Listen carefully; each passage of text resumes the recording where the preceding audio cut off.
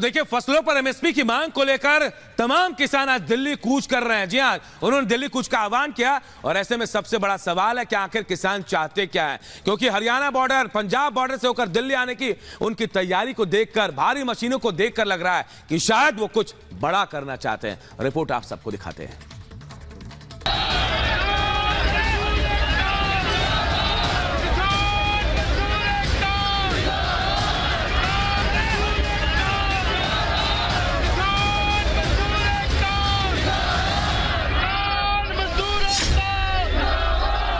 एक बार फिर आज प्रदर्शनकारियों की दिल्ली कूच की तैयारी है। फसलों पर एमएसपी की मांग को लेकर किसान संगठन सड़कों पर हैं।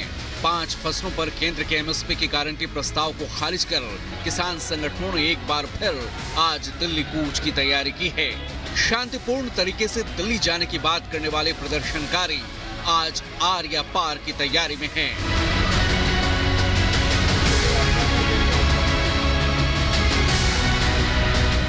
जरा गौर से देखिए किस तरह भारी भरकम जेसीबी मशीन, ट्रॉली, पॉकलेन मशीनों के साथ सड़कों पर खुद को किसान कहने वाले प्रदर्शनकारी इकट्ठा हो रहे हैं।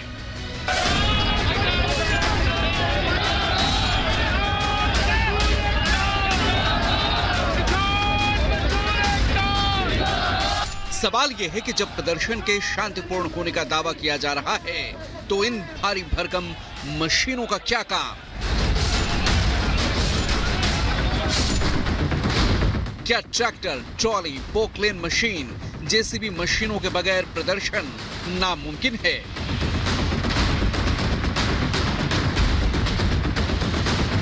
क्या प्रदर्शनकारियों की तैयारी प्रशासन के तमाम बैरिकेडिंग और सुरक्षा व्यवस्था को ध्वस्त करने की है?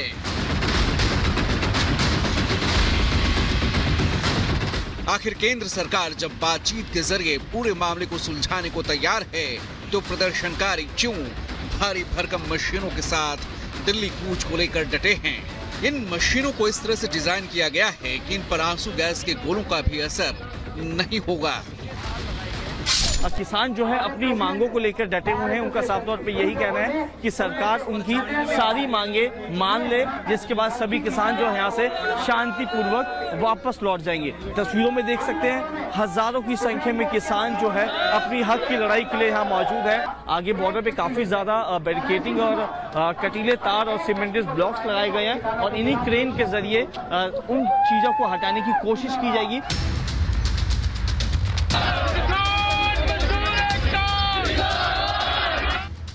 सवाल यह है कि प्रदर्शनकारी समस्या का समाधान चाहते हैं या फिर दिल्ली में घुसकर माहौल खराब करने की साजिश है।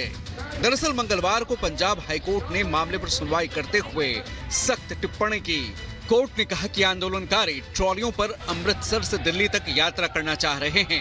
हर नागरिक अपने मौलिक अधिकारों को जानता है, लेकिन इसके साथ ही कुछ संवैधानिक कर्तव्य भी हैं जिनका पालन करना बेहद जरूरी है।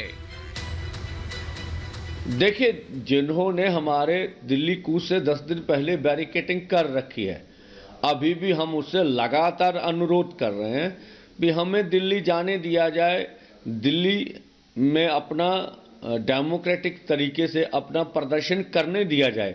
जो हमें जाने नहीं दे रहे हैं, वार्ता में कोई समाधान नहीं निकाल रहे हैं, वही सब जिम्मेवार होंगे। ਤੁਸੀਂ ਇੱਕ ਵਹੀਕਲ ਕੋਈ ਹੋਰ ਯੂਜ਼ ਕਰੋ, ਟਰੈਕਟਰ ਨਾ ਯੂਜ਼ ਕਰੋ ਜੇ ਪ੍ਰੋਟੈਸਟ ਕਰਨਾ ਹੈ। ਬਾਕੀ ਇਹ ਸਾਡੀ ਸਾਰੀ ਆਪਸ ਦੀ ਗੱਲ ਹੈ। ਬਾਕੀ ਪੰਜਾਬ ਨੂੰ ਡਾਇਰੈਕਸ਼ਨ ਹੋਈ ਹੈ ਵੀ ਤੁਸੀਂ ਇਹਨਾਂ ਨੂੰ ਇਕੱਠੇ ਨਾ ਹੋਣ ਦਿਓ। वहीं किसान आंदोलन के नाम पर उपद्रव करने वालों पर केंद्रीय गृह मंत्रालय बेहद सख्त है।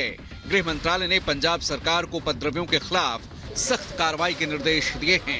गृह मंत्रालय ने पंजाब में कानून व्यवस्था के हालात पर चिंता जताई है। वहीं हरियाणा पुलिस भी उपद्रवियों को लेकर सख्ती के मूड में है। हरियाणा डीजीपी ने पंजाब के डीजीपी को चिट्ठी लिखी है। हरियाणा पुलिस ने पोकलेन और जेसीबी को लेकर आगे बढ़ रहे प्रदर्शनकारियों को पंजाब पुलिस से रोकने की मांग की है। हरियाणा के डीजीपी ने पंजाब के डीजीपी को लिखा है कि जो किसान भारी मशीनें लेकर शंभू और खनौरी बॉर्डर की ओर बढ़ रहे हैं, उससे पुलिस की जान को खतरा है। केंद्र और हरियाणा पुलिस की चिट्ठी के बाद पंजाब के डीजीपी ने सभी थानों को निर्देश जारी किए हैं। जेसीबी, पोकलेन, टिपर्स, हाइड्रा और भारी मशीनों को हरियाणा बॉर्डर पहुंचने से रोकने की अपील की गई है। पंजाब के डीजीपी ने खुफिया रिपोर्ट के हवाले से कहा है कि प्रदर्शनकारी भारी मशीनों से हरियाणा बॉर्डर पर पुलिस बैरिकेडिंग तोड़कर हरियाणा में घुसने की कोशिश कर सकते हैं, जिससे दोनों राज्यों में कानून व्यवस्था की स्थिति खराब हो सकती है। इस बीच हरियाणा के 7 जिलों में आज भी इंटरनेट सेवा बंद रहेगी। केंद्र सरकार ने किसान संगठनों के साथ 4 दौर की बातचीत के बाद एमएसपी पर नया फॉर्मूला दिया था।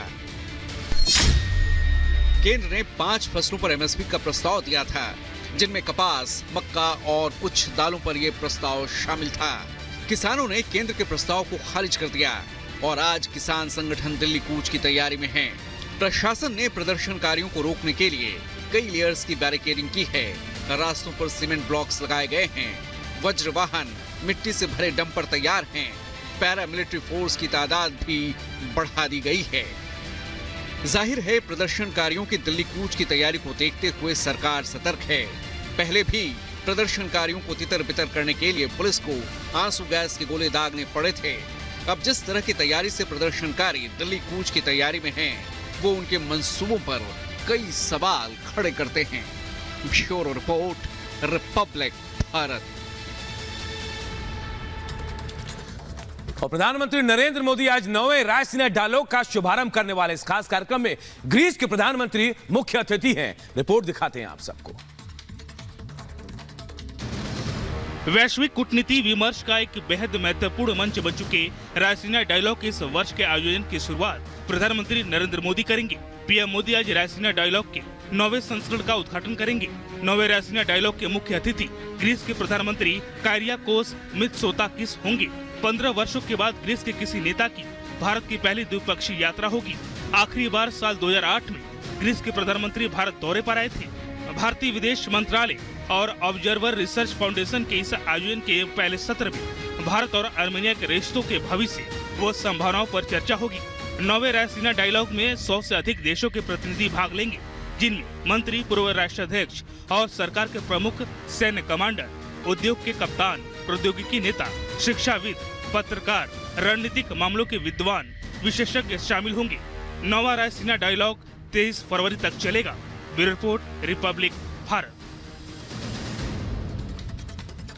इधर बीजेपी के राष्ट्रीय अध्यक्ष जेपी नड्डा 2 दिवसीय दौरे पर आज मुंबई जाने वाले हैं। बताया जा रहा है कि लोकसभा चुनाव को देखते हुए जेपी नड्डा कई अहम बैठकें करने वाले हैं। 1 मिनट में पूरी खबर आप सबको दिखाते हैं। बीजेपी के राष्ट्रीय अध्यक्ष जेपी नड्डा आज से मुंबई के 2 दिवसीय दौरे पर रहेंगे। इस दौरान नड्डा आज मुंबई के अंधेरी में कार्यकर्ता सम्मेलन को संबोधित करेंगे। फिर चुनाव संचालन समिति के साथ टिफिन बैठक और क्लस्टर चुनाव संचालन समिति के साथ भी बैठक करेंगे। जेपी नड्डा कल गिरगांव चौपाटी में छत्रपति शिवाजी महाराज शिल्प का पूजन व उद्घाटन करेंगे और नवी मुंबई में मुंबई अश्वमेघ गायत्री महायज्ञ में भी शामिल होंगे। 2 दिनों के मुंबई दौरे में जेपी नड्डा कई सार्वजनिक और संगठनात्मक कार्यक्रमों में शामिल होंगे। इस दौरान वे कार्यकर्ता सम्मेलन और क्लस्टर बैठक के साथ साथ लाभार्थी सम्मेलन और कार्यकर्ता सम्मेलन को भी संबोधित करेंगे।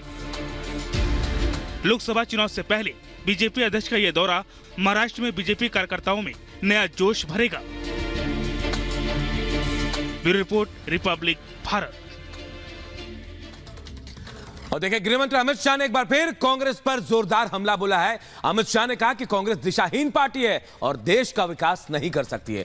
1 मिनट की रिपोर्ट में पूरी खबर